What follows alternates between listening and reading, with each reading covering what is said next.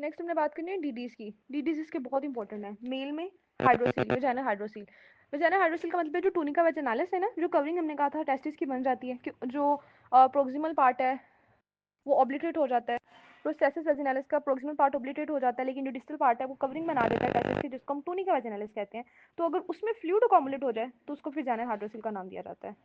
It's nothing related to vagina, it's actually tunica vaginalis में fluid accumulation है male में, इसलिए इसको वेजाइनल हाइड्रोसिल कहते हैं। अब इसको कैसे, इसको डिफरेंशिएट करना तो बहुत आसान है इनडायरेक्ट हर्निया से, क्योंकि वो इसमें टेस्टिस बिल्कुल इम्पार्टेबल है, क्योंकि उस पूरी टेस्टिस को फ्लूइड ने सराउंड कर लिया है। इसमें जो है ना वो स्वेलिंग रिड्यूस नहीं होगी। कहाँ जाएगी स्वेलिंग? फ्लूइड सारा टेस्टिस में है, ऊपर से तो प्रोसेसिस वेजिनालिस बंद है, ऊपर से तो रास्ता बंद है, ठीक है। लेकिन उसमें तो पेटेंट था प्रोसेसिस वेजिनालिस, इसीलिए हर्निया बना था, तो वो तो ऊपर चला जाएगा, रिड्यूसिबल होगा वो। इसमें आपको अपर लिमिट स्वेलिंग की मिल जाएगी ना, सिर्फ फ्लूइड उधर तक ही है जहाँ तक टेस्टिस को सराउंड किया टोनिका वेजिनालिस में, ऊपर उसको इंग्वानल कनाल के साथ उसका कोई लेना देना नहीं है। लेकिन हर्निया तो ऊपर से शुरू होकर इंग्वानल कनाल में से गुजर के नीचे आ रहा था, उसकी अपर लिमिट आप नहीं परपेट कर सकते। इसमें कोई कफ इम्पल्स नहीं होगी, क्योंकि इसका कोई लेना देना नहीं है इंट्रा एब्डोमिनल प्रेशर के साथ, और इसमें ट्रांस इल्यूमिनेशन पॉजिटिव आएगी। तो ये सारी आसान से डिफरेंसेस के हर्निया के साथ। दूसरा उसने बताया encysted hydrocele of the cord. Encysted hydrocele ना टेस्टिस में हाइड्रोसिल नहीं बनती, टेस्टिस से ऊपर बनती है स्पर्मेटिकोड में। इसमें मसला ये होता है, मतलब स्पर्मेटिकोड वो सारी है ना जो उधर से गुजर है इंग्वानल कनाल से, जिसके अंदर वाल्स डिफरेंस और बाकी सारे कंटेंट है, वहाँ पर जो है ना वो फ्लूइड अकोमोडेट हो जाता है। इसमें मसला ये होता है कि प्रोक्सिमली भी पेटेंट जो पेटेंसी है वो खत्म हो जाती है, ऑब्लिटरेट कर जाता है प्रोसेसिस वेजिनालिस। टेस्टिस के थोड़ा सा ऊपर भी वो ऑब्लिटरेट कर जाता है, लेकिन ये जो दरमियान में थोड़ा सा पार्ट है यहाँ वो रह जाता है, यहाँ पर फिर फ्लूइड अकोमोडेट करता है, तो इसको इंसिस्टेड हाइड्रोसिल कहते हैं। मतलब टेस्टिस से ये ऊपर होगा हाइड्रोसिल, उसमें होगा स्पर्मेटिक कोड में। इसमें भी आपको टेस्टिस आराम से पैल्पेबल होंगे, टेस्टिस तो नीचे पड़े हुए हैं, और इसमें भी we can get above the swelling. इसमें फ्लक्चुएशन ट्रांसलूसेंसी जो है वो पॉजिटिव होगी, क्योंकि है तो ये फ्लूइड ही ना, और कफ इम्पल्स इसमें भी नेगेटिव होगी। तो इसमें भी एज सच जो है ना वो हाइड्रोसिल जैसे ही फीचर्स होते हैं। फैमिनल हर्निया, फैमिनल हर्निया जो है वो प्यूबिक टबर्कल की मदद से हम डिफरेंशिएट कर लेते हैं। फैमिनल हर्निया वैसे भी फीमेल्स में ज़्यादा कॉमन होता है। अनडिसेंडेंट टेस्टिस, अनडिसेंडेंट टेस्टिस में स्क्रोटम एम्प्टी होगा, टेस्टिस ही नहीं होंगे। तो अगर टेस्टिस आपको इंग्वानल कनाल में फील हो रहे हैं और आप देख रहे हो कि ये टेस्टिस हैं या ये इंग्वानल हर्निया, में कैसे डिफरेंशिएट करूं, तो आप स्क्रोटम को पैल्पेट करो। स्क्रोटम अगर एम्प्टी है तो इसका मतलब टेस्टिस तो नीचे नहीं है, तो फिर टेस्टिस ही होंगे वो। फर्दर फिर आप इन्वेस्टिगेशन करवा लो। Lipoma of the cord, lipoma आपको पता है पूरी बॉडी में कहीं भी बन सकता है। लाइपोमा जो है वो यूनिवर्सल ट्यूमर है, पूरी बॉडी में बन सकता है कहीं भी। तो ये सॉफ्ट सी लुबिलेटेड सी स्वेलिंग होती है और इरिड्यूसिबल होता है। आगे आ जाते हैं जी डीडीज फीमेल के। Hydrosol of the canal of the नक, यहाँ पे राउंड लीगामेंट के साथ सिस्ट बन रही है। मेल में स्पर्मेटिक कोड की सिस्ट बनती है, हाइड्रोसिल ऑफ द कोड या hydrocele of the canal of the Nuck के राउंड लीगामेंट के रिलेशन में सिस्ट बन जाती है, और ये इंग्वानल कनाल में पड़ी होगी, नीचे नहीं आएगी, इंग्वानल रीजन में नहीं आएगी। Familiar hernia again pubic tubercle की मदद से डिफरेंशिएट कर लेंगे। अब फीमेल में सिर्फ यही दो डीडीज है। कॉम्प्लिकेशन ऑफ हर्निया क्या हो सकती है? कॉम्प्लिकेशन में इरिड्यूसिबल हो सकते हैं अगर वो अडहेंस बन गई, ऑब्स्ट्रक्शन हो सकती है बोवल की, स्ट्रैंगुलेट कर सकते हैं, irreducibility will lead to strangulation, perforate कर सकती है बोवल, परफोरेशन की पेरिटोनाइटिस वगैरह हो सकता है, ठीक है। तो ये सारी कॉम्प्लिकेशंस हैं। नेक्स्ट आ जाता है जी ट्रीटमेंट। ट्रीटमेंट अब इसको मेडिसिन से नहीं किया जा सकता, इसकी सर्जरी ही करनी पड़ेगी। हर्नियोटमी करते हैं, जिसमें सैक को आराम से काट देते हैं, रिमूव कर देते हैं, और हर्नियोरेफी में रिपेयर भी किया जाता है पोस्टीरियर वॉल को, ताकि अगर डायरेक्ट हर्निया वहाँ से बन रहा है तो वॉल को रिपेयर कर दें कि बार बार वहाँ से हर्निया ना बने। आपको मैं सबसे पहले बताऊंगी कि कुछ आपने ना बेसिक प्रिंसिपल्स याद रखने हैं हर्निया की सर्जरी के। वो बेसिक प्रिंसिपल 4 से 5 लाइनें हैं, वो अगर आपके माइंड में होंगी ना तो आप हर्निया की सर्जरी को अच्छे से समझ सकोगे। सबसे पहला प्रिंसिपल, हर्निया की रिडक्शन करनी है हमने। हर्निया चाहे इंग्वाइनल हो चाहे कहीं पे भी हो, हमारा मेन प्रिंसिपल ये होता है कि हर्निया की रिडक्शन करनी है, यानी जो हर्निया का कंटेंट है, हर्नियल कंटेंट की रिडक्शन करनी है। जो हर्निया का कंटेंट है वो वापस अपनी जगह पे चले जाए। रिडक्शन यही होता है कि जो हर्निया के अंदर कंटेंट आए हुए हैं जो कि बाहर लटक रहे हैं, वो वापस अपनी जगह पे चले जाएं, एब्डोमेन में चले जाएं, एब्डोमिनल कैविटी में चले जाएं। दूसरा प्रिंसिपल ये होता है कि अगर कोई नॉन वायबल टिश्यू है, स्ट्रैंगुलेशन के केस में आप सर्जरी कर रहे हो, तो स्ट्रैंगुलेटेड कंटेंट जरूरी नहीं है कि बच गए हो सकता है कि कई के अंदर गैंग्रीन हो गई हो, डेथ हो गई हो। तो जो नॉन वायबल टिश्यू है उसको भी रिड्यूस नहीं करना होता, उसको रिमूव कर देना होता है। अगर बोवल था कंटेंट और बोवल को रिपेयर की जरूरत है, परफोरेशन हो गई थी, तो रिपेयर करना पड़ेगा ना। अब इसमें रिपेयर वैसे ही होगा जैसा आप बोवल परफोरेशन जब उधर एब्डोमेन में होती है तो वैसे रिपेयर करते हो, वैसे ही इसमें करना है। तो 3 चीजें मैंने बताई, हर्निया के कंटेंट को रिड्यूस करना है, बट नॉन वायबल कंटेंट को रिमूव करके अगर बोवल का रिपेयर करने की जरूरत है तो करना है।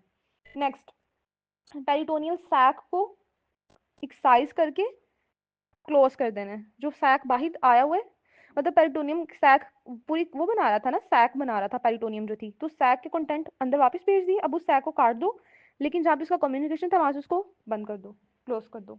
Next, reapproximation of wall of the neck of the hernia.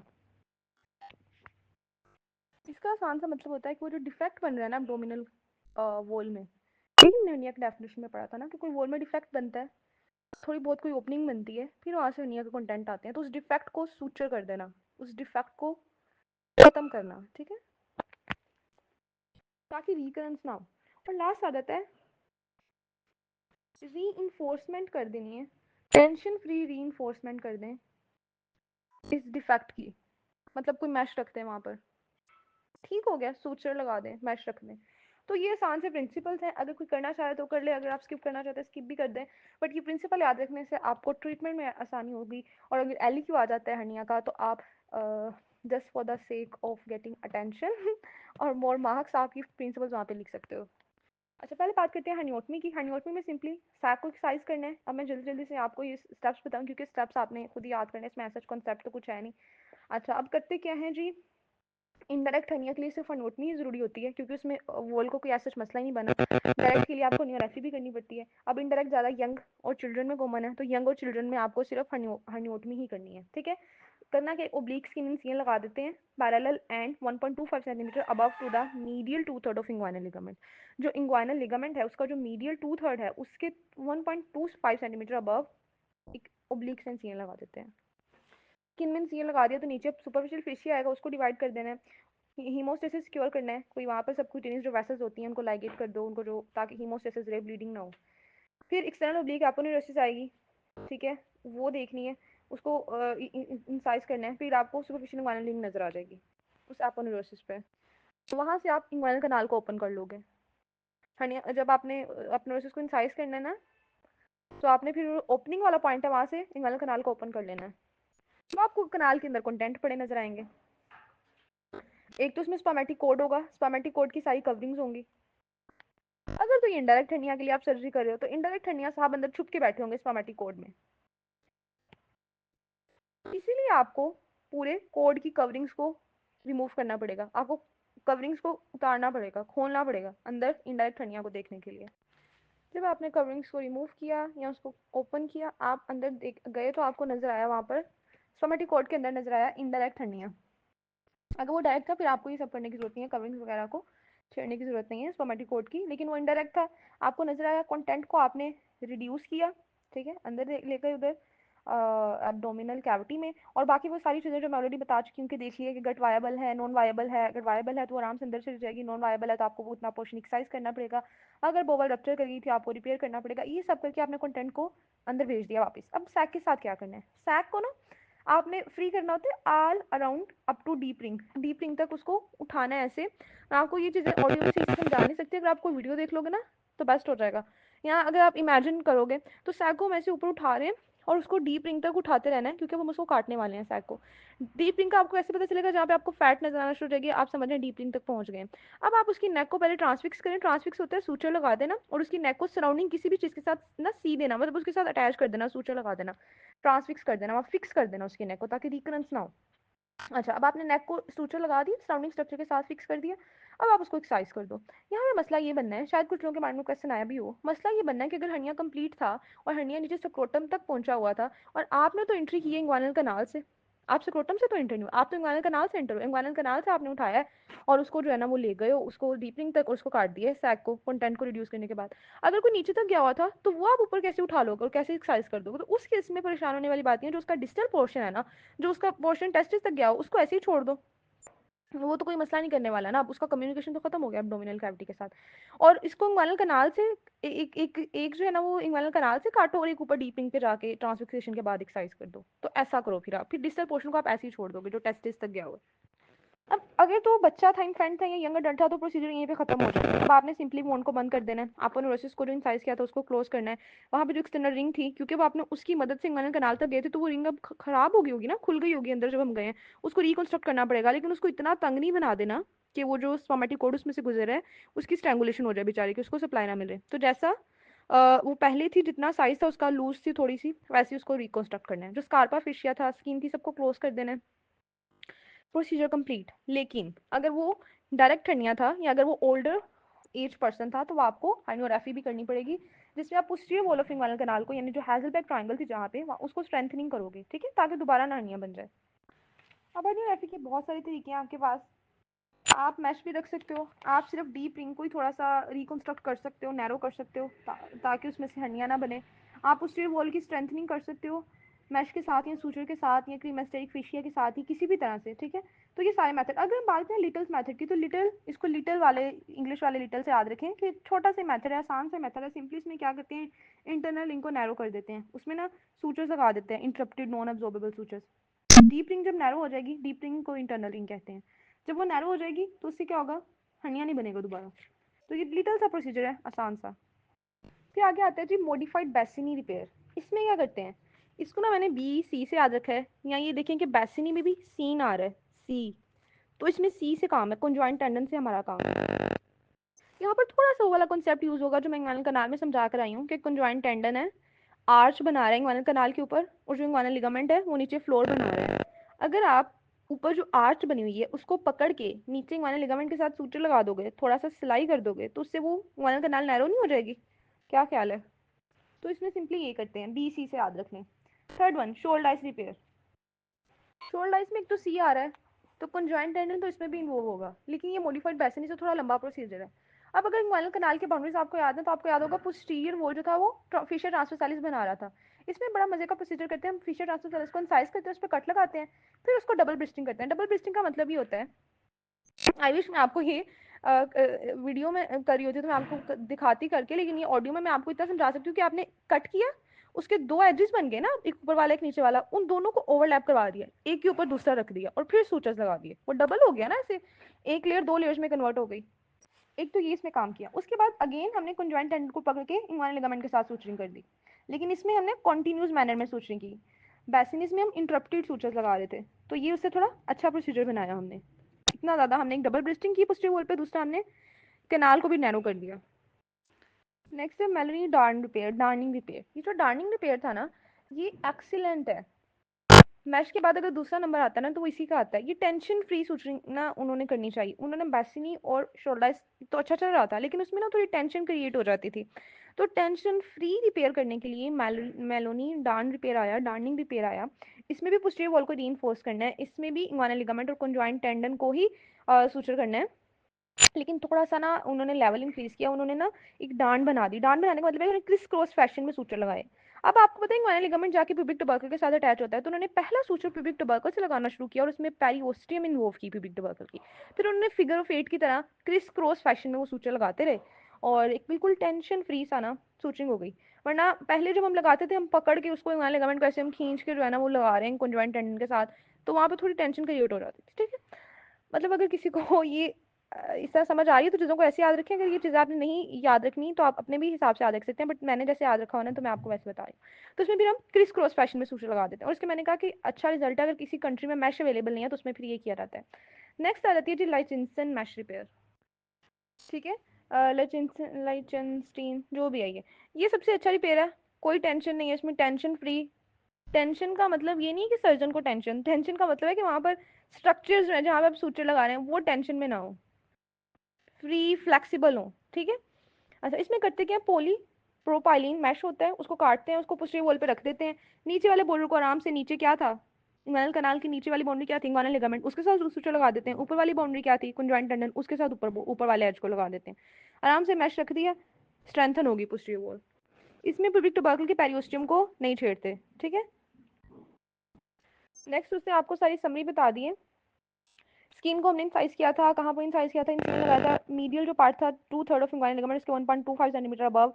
फिर स्किन इंसाइज करने के बाद सबक्यूटेनियस फेशिया था, उसको भी एक्साइज कर लिया था, स्कारपा और कैंपर जो भी थे। फिर एक्सटर्नल ओब्लिक हमें नजर आया था, उसको इंसाइज किया था, तो हमें अब हमारी ओपनिंग नजर आ गई थी, वहां से हम इंटर हो गए थे इंग्वाइनल कनाल में। इंग्वाइनल कनाल में जाकर जो था वो कोड था, उसकी कवरिंग्स थी, अगर इंडायरेक्ट था तो हमें कवरिंग को खोलना पड़ा था, फिर सैक तक पहुंच गए थे। अगर वो डायरेक्ट था तो फिर कोड को कुछ नहीं करना, उसको सिंपली सैक को कोड से सेपरेट कर लेना है, और अगर इंडायरेक्ट था तो कवरिंग को खोल के सैक को सेपरेट कर लेना है, सैक को मतलब कंटेंट को रिड्यूस किया, सैक को सेपरेट कर लेना है all along up to deep ring, और वहां पे जाके इसकी जो नेक है उसको ट्रांसफिक्स करना होता है, और फिर सैक को एक्साइज कर देना है। फिर वापस सब कुछ चीज़ों को बंद करते जाओ, एक्सटर्नल ओब्लिक को इंसर्ट किया था उसको कंटिन्यूस मैनर में सूचर लगाओ, फेशिया को बंद करो, स्किन को बंद करो, स्किन पे इंटरप्टेड सूचर से लगाते हैं। इन्फेंट या न्यूनेट थे तो प्रोसीजर खत्म, हर्नियोटमी भी खत्म, आपको कोई ऐसा जो है ना वो स्ट्रेंथनिंग की जरूरत नहीं है। अच्छा उसने एक चीज़ और बताई, इन्फेंट और न्यूनेट, मैं गलत बोल रही हूँ, उसने ये वाला जो पॉइंट बताया वो हर्नियोटमी वाला नहीं, उसने कहा कि इन्फेंट और न्यूनेट में आपको इंगुइनल कनाल खोलने की जरूरत नहीं पड़ती, क्योंकि बिल्कुल ये ना एक दूसरे के आमने सामने ही पड़ी होती हैं, सुपरफिशियल और डीप रिंग, तो कोई ऐसी ओब्लिक्विटी नहीं होती कनाल में।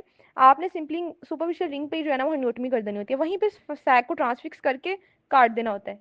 वरना बड़े लोगों में तो ये होता है ना, हम उसको सैक को उठा के डीप रिंग तक लेके जाते हैं, वहां पर ट्रांसफिक्सेशन एंड एक्सीजन करते हैं, लेकिन उन्होंने कहा न्यूनेट्स में आप अगर न्यूनेट आपके पास हर्निया के साथ आया तो आपने सुपरफिशियल रिंग पे उसकी एक्सीजन कर देनी है।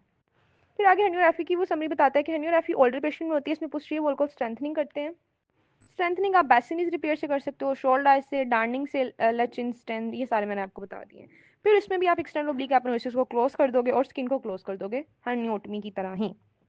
चलें, नेक्स्ट वो डायरेक्टिंग वाला हर्निया की बात करते हैं कि इस केस में क्योंकि जो सैक है वो डीप रिंग से नहीं गुजरता, मैं तो ये बता चुकी हूँ आपको कई दफा कि वो सैक जो है ना वो पोस्टीरियर वॉल से आता है इंग्वानल कनाल की, और इसमें भी आपको सर्जरी करनी है इनडायरेक्ट की तरह ही। मैंने डायरेक्ट का भी साथ साथ कंपेयर करके इनडायरेक्ट वाली सर्जरी में वैसे बता दिया था, लेकिन एक डिफरेंस आएगा जो मैं अब आपको बताती हूँ। अगर आपको इनडायरेक्ट की सर्जरी समझ आ गई है ना, उसमें मैंने कहा था कंटेंट को हम रिड्यूस करने के बाद सैक को जो है वो हम सेपरेट करते हैं, फिर सैक की ट्रांसफिक्सेशन करके मैंने कहा था सैक को काट देते हैं, एक्साइज कर देते हैं, उसको हर्नियोटमी कहते हैं। लेकिन डायरेक्ट अगर वो कह रहे हैं हर्निया होना, तो आपको हर दफा एक्साइज करने की जरूरत नहीं है, बाजू का आप सैक को इन्वर्ट कर देते हो वापस एब्डोमिनल कैविटी में, कंटेंट के साथ ही भेज देते हो, क्योंकि वो सैक भी तो पेरिटोनियम में है ना, तो उसको आप साथ ही अंदर भेज देते हो। तो फिर अगर डायरेक्ट हर्निया तो आपको हर्नियोग्राफी करनी ही पड़ती है, क्योंकि इसमें वीकनेस है पोस्टीरियर वॉल की, इसलिए तो हर्निया बना है, तो फिर हम इसमें हर्नियोग्राफी कर देते हैं। अब ये तो हमने पढ़ी है सारी जी ओपन सर्जरी, जिसमें हम सारा खोल के वो सारा प्रोसीजर कर रहे थे, लेकिन लेप्रोस्कोपिक रिपेयर भी होता है हर्निया का। लैप्रोस्कोपी से पहले उसने हर्नियोटमी हर्नियोग्राफी के कुछ कॉम्प्लिकेशंस बताए हैं, ये आप लोगों ने देख लेनी है, haematoma, seroma, wound infection, hydrocele. Hydrocele ना तब बनता है कि हमने कहा था कि अगर कंप्लीट हर्निया हो तो हम डिस्टल सैक को ऐसे ही छोड़ देते हैं, तो उस केस में हाइड्रोसील बन सकता है। रिकरेंस हो सकती है अगर आपने सही से उसको रीइंफोर्समेंट नहीं की, ट्रांसफिक्सेशन नहीं की, तो रिकरेंस हो सकती है। और आप हर्नियोटमी हर्नियोग्राफी करते हुए किसी स्ट्रक्चर को डैमेज कर सकते हो। अब आ जाइए लैप्रोस्कोपी की तरफ। उसने कहा लैप्रोस्कोपी हमने रिसेंटली ही डेवलप की है, मिनिमली इन्वेसिव प्रोसीजर है। दो टेक्निक्स हैं, या ट्रांस एब्डोमिनल न्यूमोपेरिटोनियम अप्रोच या टोटल एक्स्ट्रा पेरिटोनियल अप्रोच। ठीक है, जो ट्रांस एब्डोमिनल न्यूमोपेरिटोनियम अप्रोच है, इसको टैब भी कहते हैं। इसमें न्यूमोपेरिटोनियम डेवलप करते हैं, आप लोगों को याद है लैप्रोस्कोपी कोलिसिस्टेक्टमी में भी हमने न्यूमोपेरिटोनियम वाली सारी चीज पढ़ी थी कि न्यूमोपेरिटोनियम डेवलप करते हैं, तो इसमें भी डेवलप करते हैं। इनका ना मेन डिफरेंस अगर आपको समझ आ गया ना टेक्निक का, तो फिर आपको ये कभी नहीं भूलेगा। पहले देखेंगे ट्रांस एब्डोमिनल न्यूमोपेरिटोनियम में हमने न्यूमोपेरिटोनियम जब बना लेना है ना, फिर हमने पेरिटोनियम को पंक्चर करना है और पेरिटोनियम कैविटी के अंदर जाना है। पेरिटोनियम का पंक्चर करके हम पेरिटोनियल कैविटी में एंटर हो गए। जब पेरिटोनियल कैविटी में एंटर हो गए तब हमें वो डिफेक्ट भी नजर, हमने उस डिफेक्ट तक पहुंचना है जहां से हर्निया बना हुआ है और जहां से जो है ना वो बाहर कंटेंट गए हुए थे। जाहिर बात है कंटेंट को होना पेरिटोनियम के अंदर चाहिए था नॉर्मली, लेकिन हर्निया बना हुआ तो पेरिटोनियम में कहीं ना कोई डिफेक्ट होगा ना, कि वो साथ ही पेरिटोनियम को कंटेंट को ले गए। हमने उस डिफेक्ट तक पहुंच जाना है। जब वहां पहुंच गए, कंटेंट को रिड्यूस किया, रिड्यूस करके ये हम लैप्रोस्कोपी से करें, अंदर कैमरा और सारे इंस्ट्रूमेंट अंदर गए हुए हैं, जैसे कोलिसिस्टेक्टमी वगैरह आपने देखी होगी। तो हमने कंटेंट को रिड्यूस किया, हमने मैश रख दिया उस जगह पे जहां डिफेक्ट बना था, मैश रख के ऊपर पेरिटोनियम को बंद कर दिया, जो पेरिटोनियम का पंक्चर किया था उसको बंद कर दिया।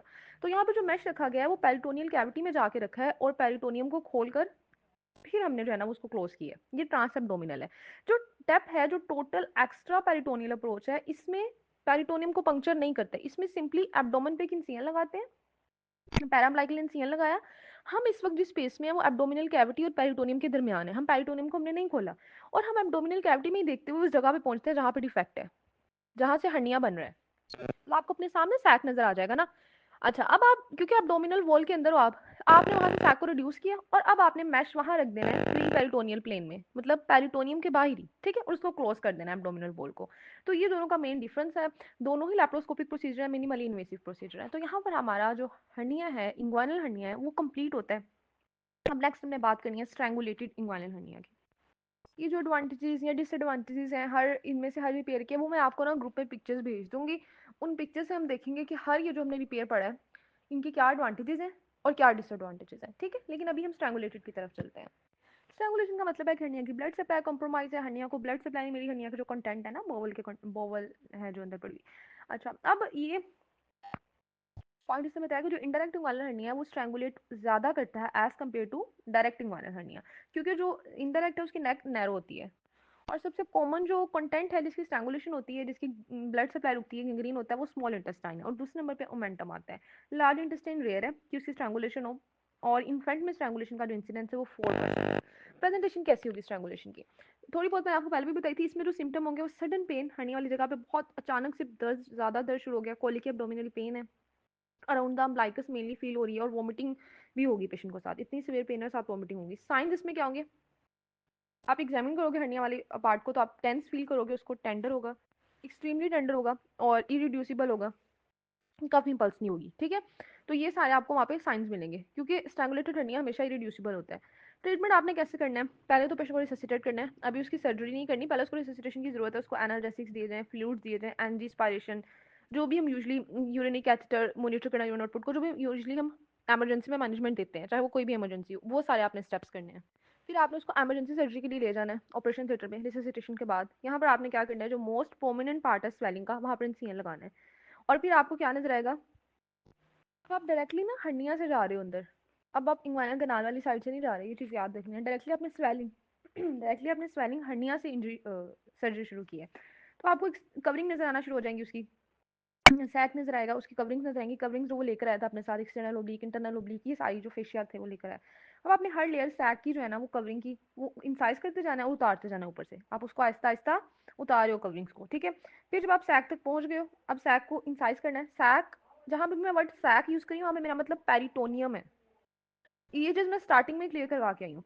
तो पहले आप सैक की कवरिंग रिमूव कर रहे थे, यानी जो भी external oblique internal oblique ट्रांसवर्सालिस fascia जो भी कवरिंग थी सारी रिमूव की, अब आप पेरिटोनियम तक पहुंच गए हो, सैक तक पहुंच गए। अब उसको इंसाइज करना है, अंदर आपने देखना है, अंदर आपको बोवल नजर आएगा, अगर कोई फ्लूइड है अंदर उसको इफेक्टिवली ड्रेन कर लेना है, वो बहुत इफेक्टिव होता है। अब आप मोस्ट प्रोमिनेंट पार्ट से, यानी मोस्ट प्रोबेबली वो फंडस या बॉडी होगा ना, वही मोस्ट प्रोमिनेंट हुआ होगा, वहां से आप अंदर गए थे, आप उसकी वहां तक पहुंच गए थे कंटेंट तक, और अंदर कोई फ्लूइड वगैरह था वो आपने ड्रेन कर लिया। लेकिन अब आपने उस सैक को खोलना शुरू करना है, क्योंकि अब आप पहुंचना चाह रहे हो कंस्ट्रिक्शन वाले पॉइंट पे। नैरो कहाँ से हुआ है, कंस्ट्रिक्शन कहाँ से हुई है, तो वो मोस्ट प्रोबेबली नेक वाला पार्ट होगा। अब आप उसको अपनी फिंगर के साथ खोलते जा रहे हो, कॉन्स्ट्रिक्शन वाले पॉइंट पे जा रहे हो। अब अगर कॉन्स्ट्रिक्शन बहुत टाइट होगी तो आपकी फिंगर उससे अंदर एडमिट नहीं हो पाएगी, अंदर इंटर नहीं हो पाएगी। फिर आपने डाइसेक्टर यूज करना है, डाइसेक्टर को इंसर्ट कर देना है और नेक को डिवाइड कर देना है, ठीक है। अपवर्ड और इनवर्ड डायरेक्शन में करते हैं 12 क्लॉक की पोजीशन में। फिंगर की मदद से आपने ओपन करना है, सैक को ओपन करते जाना है, क्योंकि आप कॉन्स्ट्रिक्शन का पॉइंट ढूंढ रहे हो। तो आपको कॉन्स्ट्रिक्शन का पॉइंट मिल गया और वो इतना नैरो है कि आपकी फिंगर अंदर नहीं जा रही, आपने डाइसेक्टर की मदद से उसको काटना है अपवर्ड इन इनवर्ड डायरेक्शन में 12 क्लॉक की पोजीशन में, ताकि एपिगेस्ट्रिक वेसल्स की इंजरी ना हो। अब आपने क्या करना है, अब आपने वो उसको काट दिया कंस्ट्रक्शन को। अब जो कंटेंट है उनको देखना है, एग्जामिन करना है। अगर तो मोमेंटम है डिवाइटलाइज्ड है, वो उसकी गैंग्रीन हो चुकी है, उसको एक्सरसाइज कर दो। अगर वायबल गट है तो उसको आपने पेरिटोनियल कैविटी में रिटर्न कर देना, वापस भेज देना है। अगर गट जो है वो डाउटफुल, आपको समझ नहीं आ रहा कि ये वायबल है या ये जो है ना वो नॉन वायबल है, तो उस केस में आप ये कर सकते हो कि आप जो है ना वो स्लाइन में उसको डिप करके, और मतलब स्लाइन में जो है ना वो गॉज को डिप करके उस गट के ऊपर रखते हो, और पेशेंट को high flow high pressure oxygen दी जाती है, और 5 मिनट तक आई गेस वेट किया जाता है।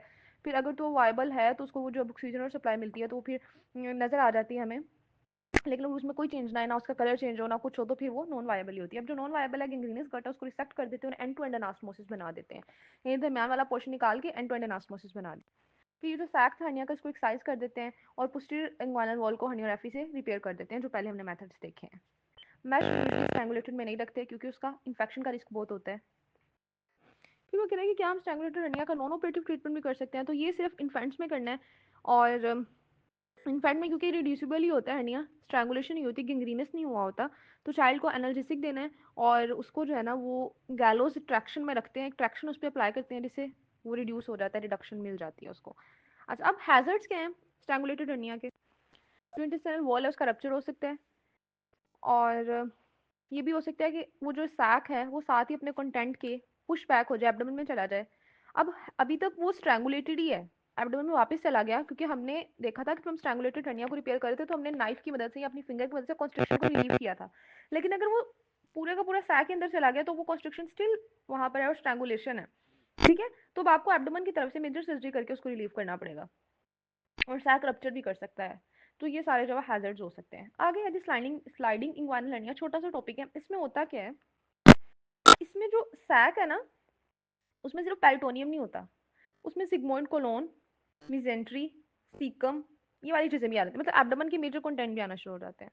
आज बहुत तो ब्लैडर भी आ जाता है, यानी जो सैक आ रहा था, जो पेरिटोनियम आ रही थी, अब उसकी पोस्टीरियर वॉल पे सिर्फ पेरिटोनियम नहीं है, साथ कुछ स्ट्रक्चर भी आ गए हैं, कोलोन, मिजेंट्री, मतलब लेफ्ट साइड पे अगर देखा जाए तो लेफ्ट साइड पे सिग्मोइड कोलोन, मेजेंट्री आ सकती है, राइट साइड पे सीकम पड़ा होता है, सीकम आ सकता है, और ब्लैडर जो है वो राइट या लेफ्ट किसी भी साइड से आ सकता है। तो पेशेंट प्रेजेंट कैसे करता है, यूजुअली ये मेन होते हैं और लेफ्ट साइड पे ज़्यादा कॉमन है, 5 आउट ऑफ 6 उसने कहा लेफ्ट साइड पे ही होते हैं। और पेशेंट जो है वो ऑलवेज ओवर 40 होगा, यंग एज में ये जो है ना वो अडोलेसेंट में या बच्चों में नहीं होता, ओवर 40 ईयर्स ऑफ एज ही होते हैं। और वेरी लार्ज ग्लोब्यूलर हर्निया, क्योंकि इतने ज़्यादा कंटेंट बाहर आ रहा है तो वेरी लार्ज ग्लोब्यूलर हर्निया होगा। ट्रीटमेंट क्या करना है, सर्जरी करनी पड़ती है। इसमें हम जो है वो सैक को एक्सरसाइज नहीं करते, ना ही हम कोई अटेम्प्ट करते हैं कि हम जो कंटेंट हैं उनको जो है पेरिटोनियम से सेपरेट करें, हम आराम से सब चीज़ों को वापस एब्डोमेन में भेज देते हैं, ठीक है, और उसको वहाँ पे रिपेयर कर देते हैं डिफेक्ट को, क्योंकि इसमें परफोरेशन का रिस्क ज़्यादा होता है। तो यहाँ पर इंग्वानल हर्निया कंप्लीट हो गया। अब नेक्स्ट वॉइस नोट से हमने फेमरल हर्निया की बात करनी है और बाकी सारी अपना टॉपिक्स कवर करने हैं।